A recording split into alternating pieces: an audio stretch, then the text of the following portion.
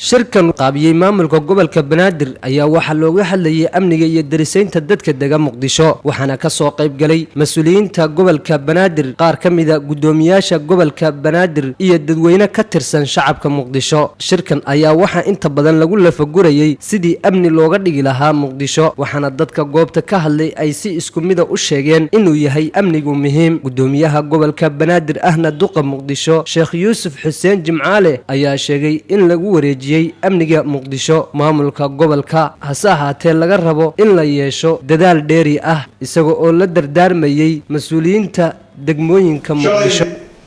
waxaan mas'uul ka ahaynay gobolka banadir abaabul kicin bulsho isku dubarid darisayn sameyn canshuur waxyaabahaas ku mashquulsanay laakiin maanta maxaa ku darsoomay amniga ku darsoomay amniga wuxuu keenaa marka mas'uuliyad ka duwan mas'uuliyadda hore waa ogsoontihiin naftiina waxaad u hurtaan inaad waddankiina u shaqaysiin hariyaaba inaad waxaa u taagantiin inaad waddankiina u shaqaysiin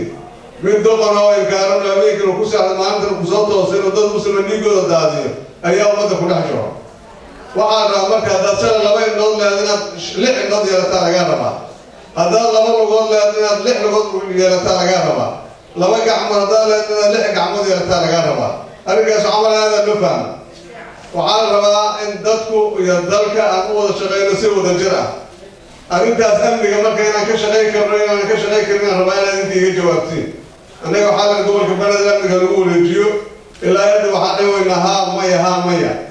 haddaan ugu dhiirigelisiina waa qaadayna haddana tiraadin mayna waa iska dhaafaynaa amniga gobolka banadir muqdisho ayaa bilihii la soo dhaafay waxa ka dhacayay falal amniga liddi ku ah hase yeeshee waxaa taliyaha nabad sugidda qaranka Cabdiraxmaan Maxamed Turyere uu sheegay in amniga gobolka banadir lagu wareejin doono maamulka gobolka banadir waxa ayna maanta si cad u sheegeen maamulka gobolka banadir in lagu wareejiyay ammaanka muqdisho